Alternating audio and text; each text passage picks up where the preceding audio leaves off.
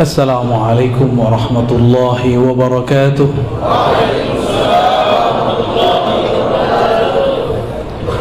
Alhamdulillahilladzi ja'alana min ummati sayyidina Muhammad sallallahu alaihi wasallam wa abrazana fi akhir zaman.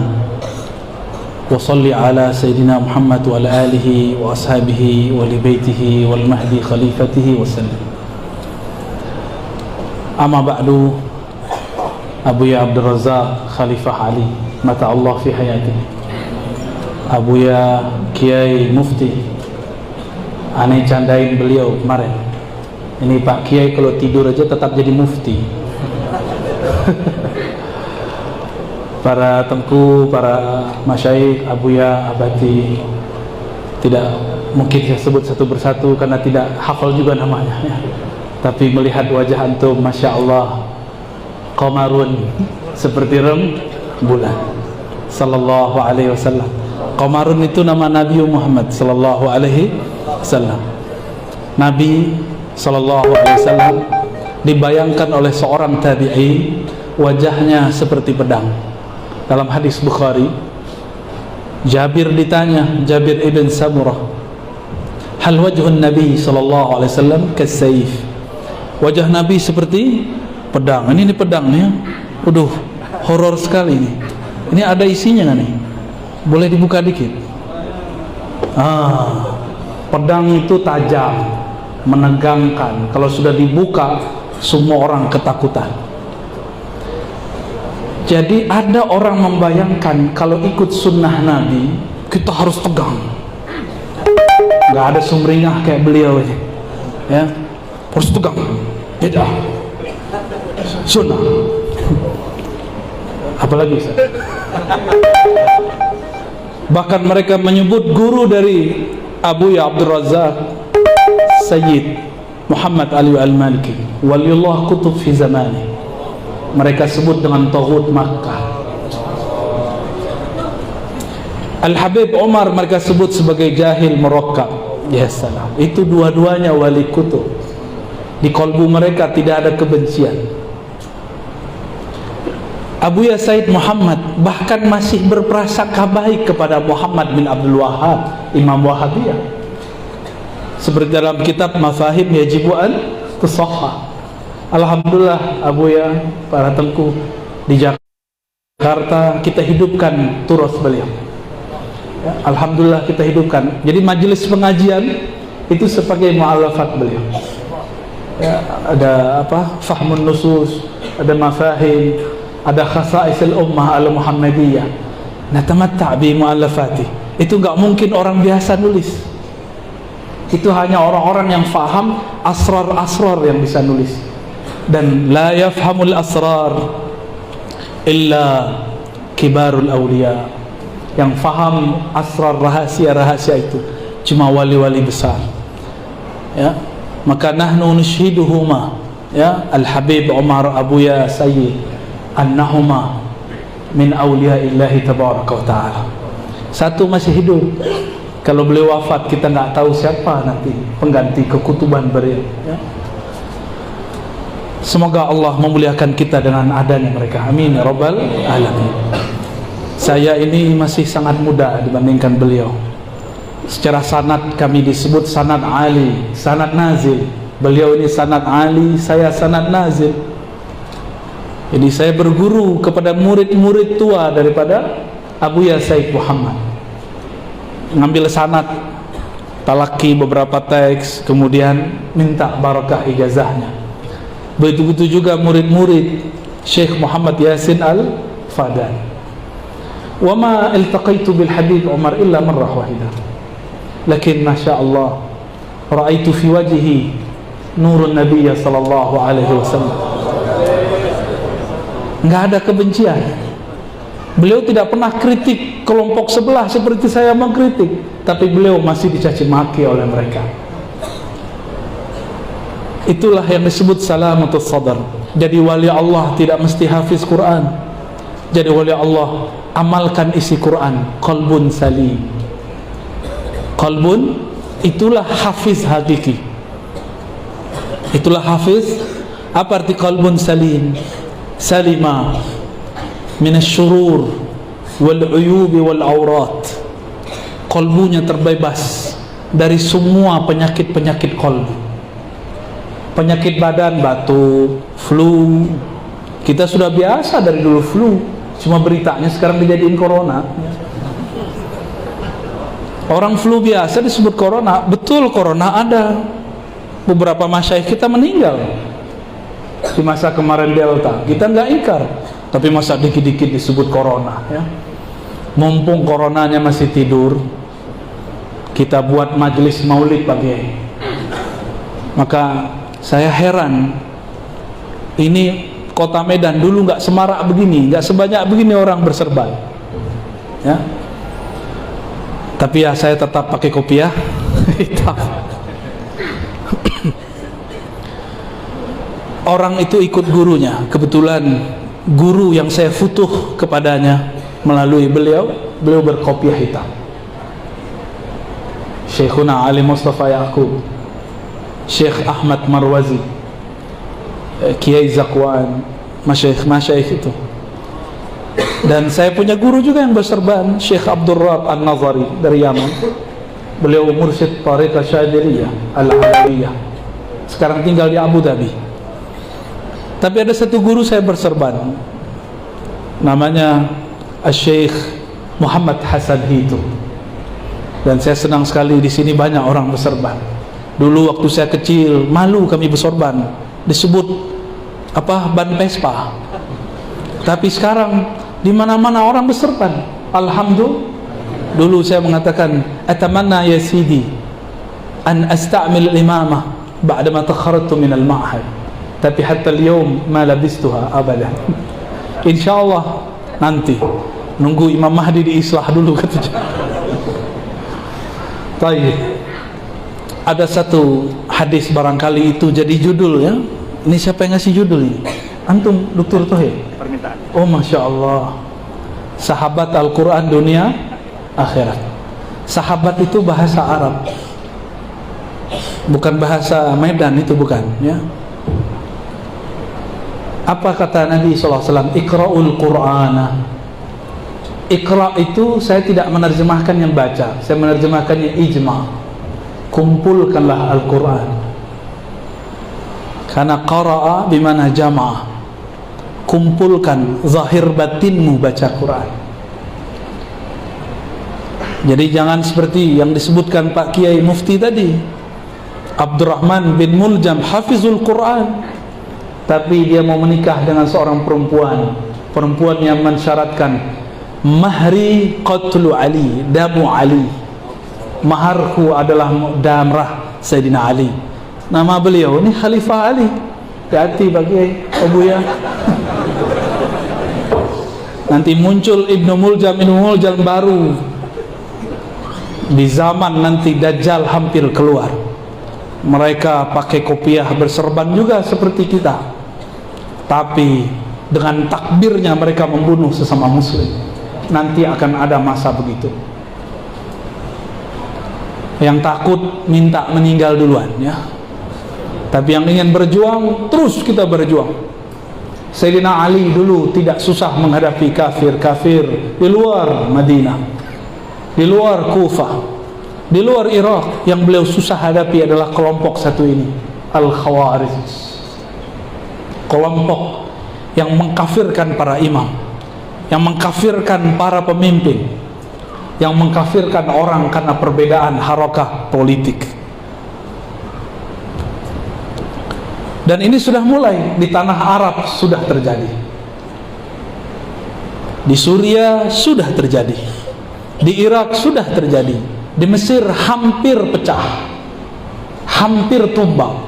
Untung masih ada Jami'atul Azhar, masih ada Jami'ul Azhar. Sebenarnya yang ajib itu adalah Jami' Al-Azhar, karena banyak lulusan Jami'atul Azhar tapi akidahnya berbeda, yukhaliful Azhar. Ulama Azhar bermaulid, mereka memidahkan maulid, betul tak? Dan ada di Medan, ada di Medan, ya. Heran kita, oh berarti dia bukan Jami'ul Azhar, Maka jangan heran Bapak Ibu, kalau anak kita, ponakan kita pulang dari sana, kok akidahnya berbeda dengan Al-Wasliyah, kok beda dengan ulama-ulama ahlu sunnah, kok beda dengan ulama-ulama dulu, Syekh Abdul Wahab Rokan, Syekh Ma'sum, Syekh fulan. Kenapa? Karena ternyata dia tidak ngaji di Masjid Al-Azhar, Jami'ul Azhar. Jadi Al-Azhar itu qalbuhu, itu masjidnya. Di situ ada ruang. Dr. Tahir ini adalah produk daripada ruang itu. Makanya masih aman sampai sekarang ya. Pakai batik malah ya. Celananya gimana? Agak jingkrang ke bawah. Baik. Apa kata Nabi? Iqra'ul Quran. Apa salah satu makna dari Iqra'? Ijma' qalbaka fi qira'atil Quran. Kumpulkan kalbumu, zahir batinmu saat membaca Quran. Maka kalau baca Quran, Bapak Ibu taruh handphonenya. Kecuali baca Qurannya pakai handphone, maka matikan dulu. Adab. Lagi ada risalah cinta dari Allah Subhanahu wa ta'ala. Al-Quran itu turunnya ke qalbu Nabi, ala qalbi, turunnya kepada qalbu Nabi Muhammad sallallahu alaihi wasallam. Zahirnya turun kepada Sayyidina Jibril, tapi hakikatnya sudah ada di qalbu beliau. Kenapa? Ayatnya jelas, wa innaka latulaqqal qur'ana min ladun hakimin alim. Sesungguhnya engkau langsung mentalaqikan Quran langsung dari Allah yang Maha Hakim, yang Maha Alim. Allah itu dekat kepada kalbu, sedekat jari kita memegang satu benda, dekat sekali. Bahkan Allah mengatakan, wa nahnu aqrabu ilaihi min hablil warid, kami lebih dekat daripada urat nadi. Bukan di urat nadi, lebih dekat daripada itu. Maka orang-orang yang mengerti asrar rahasia Quran, hafizul Quran hakiki, tidak hanya hafal lafaznya, tapi dia membaca dengan kalbunya. Saya melihat orang-orang yang sibuk hafal Quran, dia sudah menjadi sufi yang suka khalwat. Malam-malam dia sendiri baca Quran, asik. Ketika anak-anak muda seumuran kalian asik main game, dia asik baca Quran. Sudah menjadi seorang yang yakhlu khalwatan, berkhalwat. Dan Imam Al-Qushairi dalam Risalah Al-Qushairiyah mengatakan, setiap kekasih selalu ingin berdua-duaan dengan kekasihnya. Dan antum hanya lihat itu pada dua golongan, ahlul Quran wa ahlul zikr. Dua aja, ahlul Quran wa ahlul zikr, gak lebih.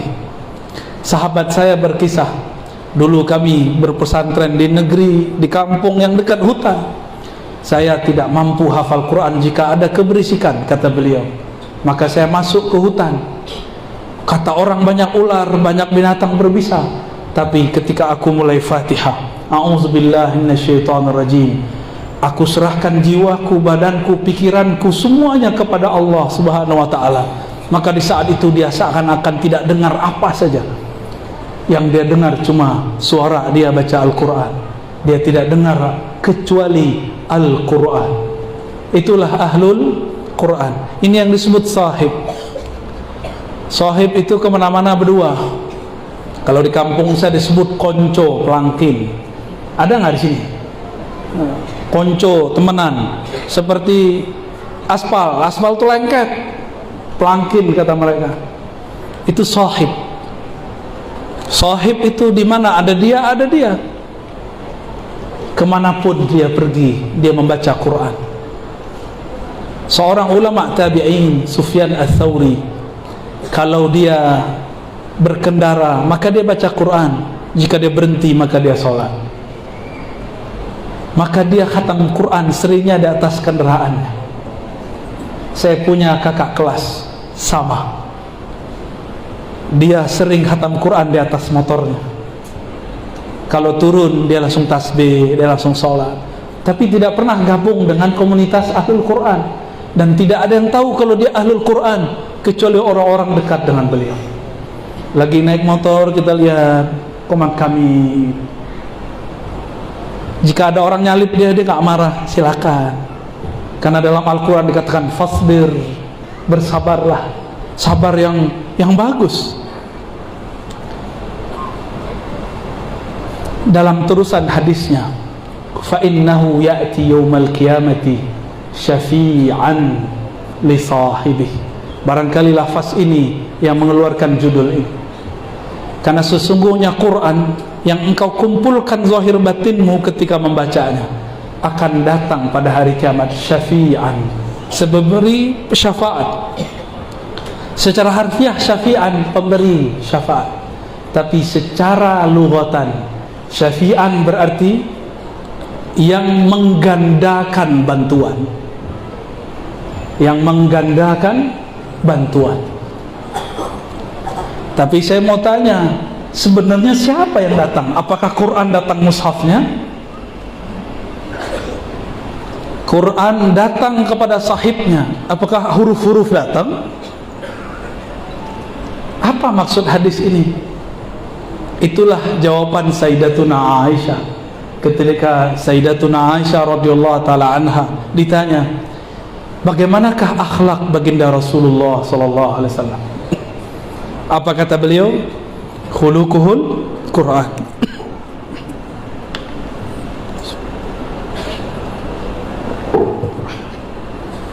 Mohon maaf, turun pesawat saya tiba-tiba batuk, gatal aja. Tapi insya Allah bukan corona ya. Kalau corona saya sudah tepar ya. Biasa, udah lama nggak naik pesawat 2 jam. Lupa minum, ya salam. Apa kata Sayyidatuna Aisyah? Khuluquhul Quran. Khuluq, apa arti khuluq? Apa beda khuluq dengan khalq? Al-Imam As-Suhrawardi mengatakan dalam kitab Awarif, khuluq itu nilai pada khalq. Kalau khalq itu fisik, tidak bisa dirubah kecuali di Korea Selatan, operasi plastik. Nah, orang Medan ini banyak hidungnya mancungnya ke depan ya. Di tempat lain banyak mancungnya ke belakang. Mungkin dulu ada campuran kali di sini ya. Wallahu a'lam. Jadi nggak perlu. Tapi perempuan di Prancis hidungnya terlalu mancung, badannya pendek. Orang Prancis itu nggak terlalu tinggi, standar aja. Hidungnya terlalu mancung. Mereka kalau operasi plastik hidungnya dikurangi. Seharusnya kakak-kakak ini minta hidungnya orang Prancis ya. Jadi khuluq itu adalah qimah, nilai yang ada pada khalq, nilai yang ada pada bentuk tubuh. Mau nggak Abuya duduk bersama orang yang gagah tapi mulutnya kasar? Sabar nggak? Nyaman nggak? Nggak nyaman. Kita duduk, orangnya pakai baju kaos, tatoan, antingan, tapi kalau ngomong lembut, kita mikir, loh, tampang garang, kolbu lembut. Kita nyaman ngobrol. Disitulah ceritanya kenapa ada satu kiai biasanya punya teman preman. Karena si preman ini ternyata punya sisi kelembutan ya. Jadi nanti kalau ada yang ngaji pakai tatoan, terima aja ya, terima aja semua. Mau dia antingan, mau tatoan, terima, karena Allah pandang kolbunya ya. Lama-lama itu insya Allah berubah ya. Jika Rasulullah akhlaknya Quran, nilainya Quran, berarti beliau siapa? Fahuwa haqiqatul Quran.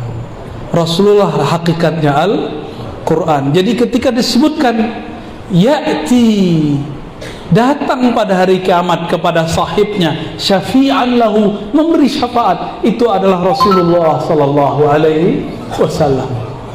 Jadi yang datang itu nanti Rasulullah. Jangan pisahkan Al-Quran dari Rasulullah sallallahu alaihi wasallam.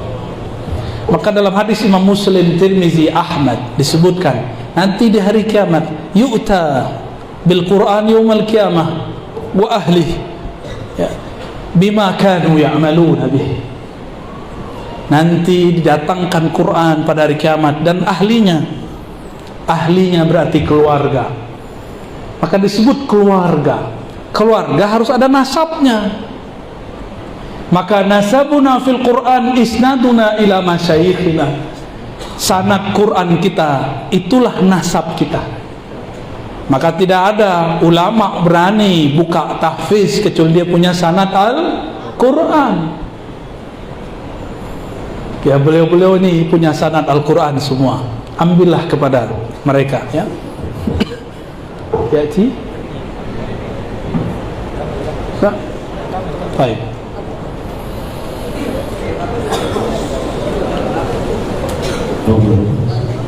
Marhaban. Habib Haikal. Kita sampai jam berapa? Ya, kapan apa aja? Oke. Marhaban.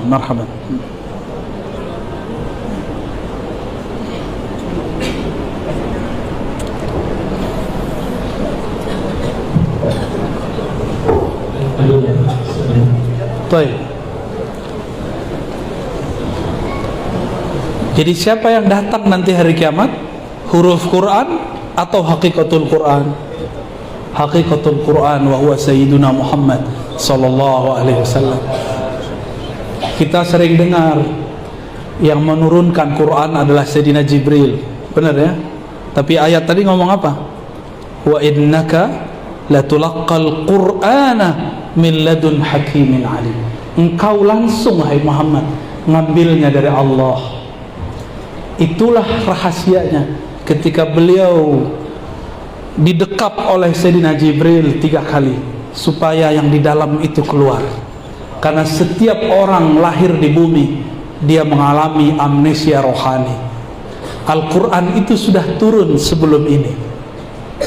Sebelum masa ini sudah ada Al-Quran. Karena Al-Quran hakikatnya kalam Allah. Yang diajak berkalam-kalam oleh Allahu Ahad hanyalah Sayyidina Ahmad. Itulah yang beliau katakan, kuntu nabiyan wa Adam munjadilun baina ma'in wa tin. Aku dulu sudah jadi nabi, Adam belum dicipta. Fahuwa awwalu nabiyyin fil alamin wa akhiruhum fil ba'thi. Beliaulah nabi pertama di alam semesta. Tapi yang pertama diutus Nabi Adam. Yang terakhir diutus baru beliau sallallahu alaihi wasallam. Maka berkalamlah Allah kepada Sayyidina Adam dalam hadis Imam Hakim, riwayatnya sahihul isnad. Tapi bagi yang tidak suka ilmu Nur Muhammad mengatakan ini dhaif dan palsu, padahal ini hadisnya sahih. Apa kata Allah tabaraka wa taala kepada Sayyidina Adam alaihi salam? Laula Muhammad ma khalaqtuka ya Adam. Kalau bukan karena Muhammad, aku tidak ciptakan engkau wahai Adam. Muhammad itu ciptaan zahirnya, tapi Ahmad adalah hembusannya. Maka hembusannya sudah ada, tapi ciptaan Muhammad bin Abdullahnya terakhir dikeluarkan. Makanya lafaz yang dipilih oleh pengarang kitab Maulid Syarafil Anam, Syekh Sayyid Al-Barzanji, beliau lafazkan dengan abraza. Benar ya? Luar biasa, terima kasih kepada Allah yang telah abraza, mengeluarkan buruz, izhar, menampakkan yang tadinya tidak tampak sekarang menjadi tampak.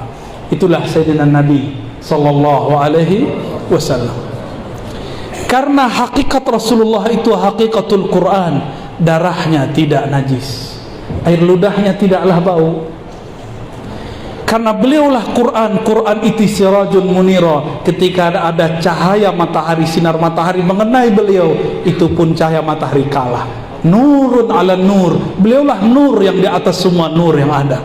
Inilah rahasianya kenapa baginda Rasulullah SAW tidak ada bayang-bayangnya.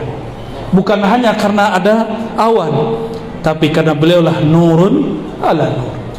Sesekali hal ini dibukakan Allah, dikasyafkan Allah kepada Sayyidatuna Aisyah.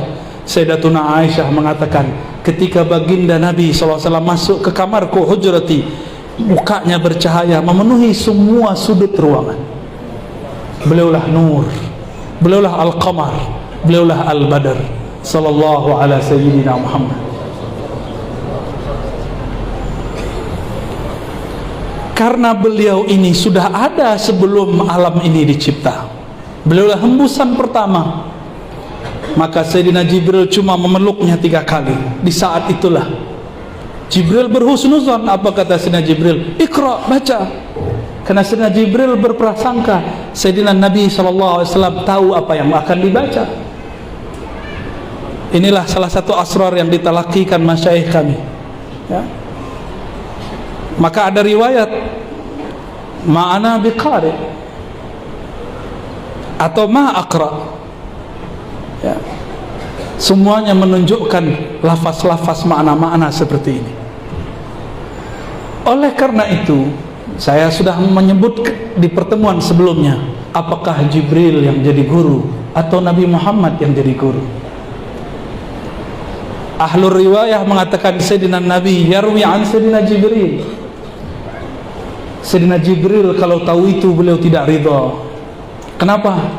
Ketika Allah mengangkat Sayyidina Nabi SAW ila arsyihi al-azim, Sayyidina Jibril tidak ada hak untuk menapakinya. Fahuwa a'zamu min Sayyidina Jibril. Beliau lebih mulia daripada Sayyidina Jibril. Jadi beliau punya tugas cuma untuk mengingatkan Nabi Muhammad sallallahu alaihi wasallam. Tapi karena kita belajar syariat, belajar zahir, kita tulis juga anin Nabi an Sayyidina Zaid bin Sabit an Sayyidina Utsman an Sayyidina Nabi sallallahu alaihi wasallam an Sayyidina Jibril an Rabbil Izzah. Itu zahir yang tertulis. Tapi di akhir zaman ini Allah buka semua. Allah kembalikan sebenarnya bahwa sebelum Jibril ada, Nabi Yuna Muhammad sallallahu alaihi wasallam sudah ada. Maka terkenalah sebutan salawat Jibril. Itu Sayyidina Jibril ingin melihat Nabi. Ribuan tahun dia bersalawat di langit. Baru Allah izinkan bertemu cahaya Nur Muhammad sallallahu alaihi wasallam. Ayat yang sudah masyhur kita hafalkan. Adinda pasti hafal, ya.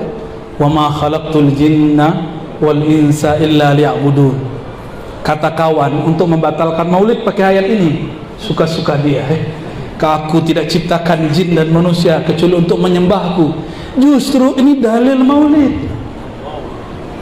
Tidak aku ciptakan, coba diterjemahkan. Tidak aku ciptakan jin dan manusia kecuali untuk menyembahku.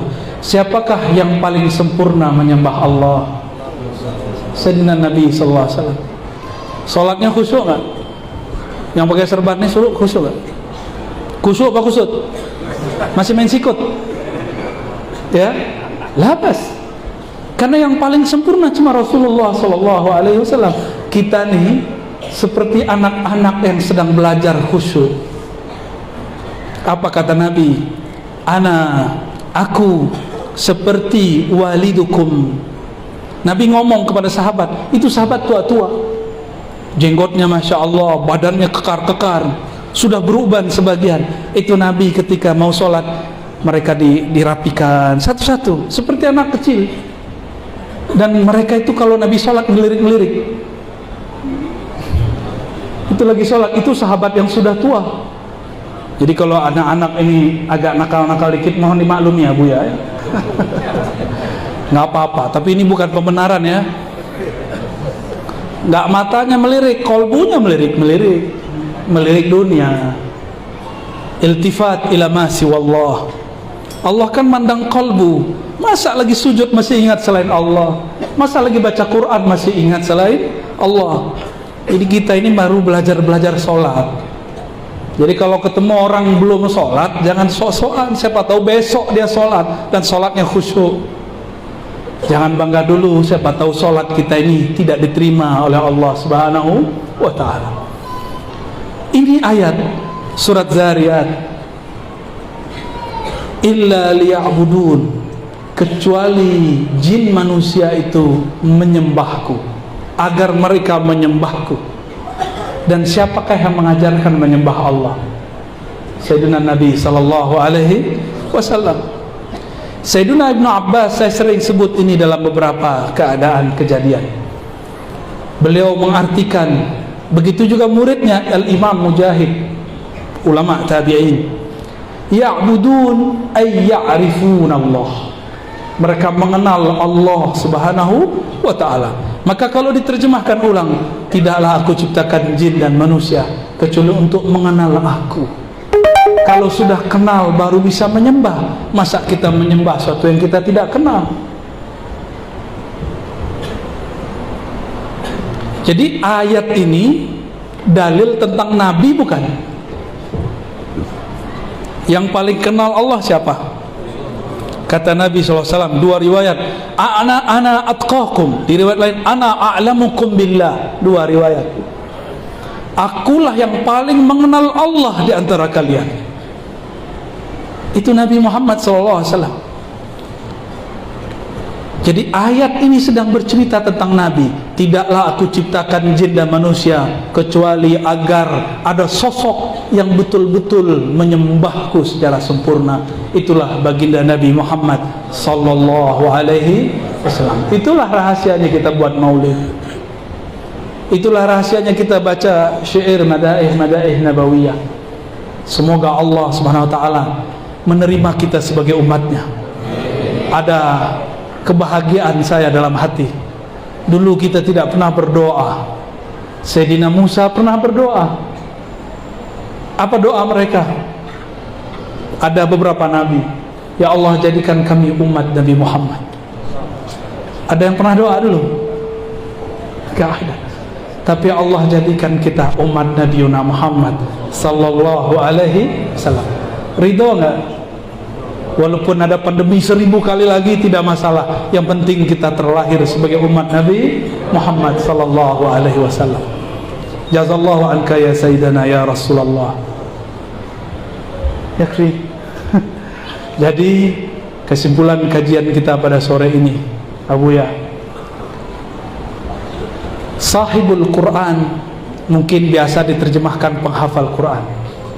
Itu betul makna pertama.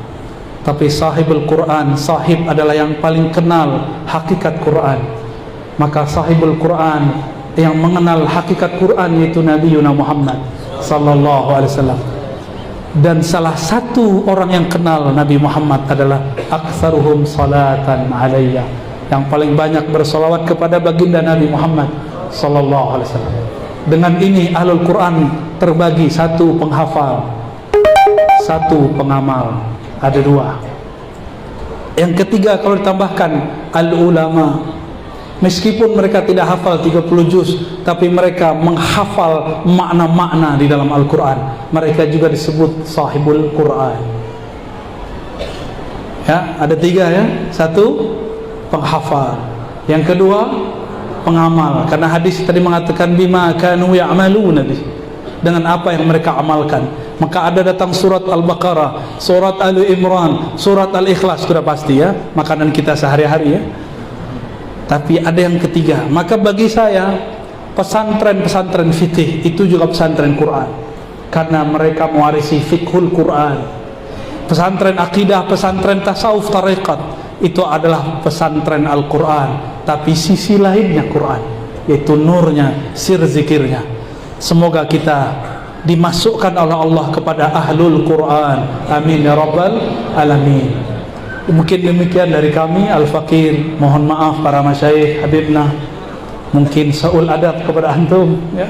Dan kalam ini tidak kami alamatkan kepada masyayikh, tapi kami alamatkan kepada para santri.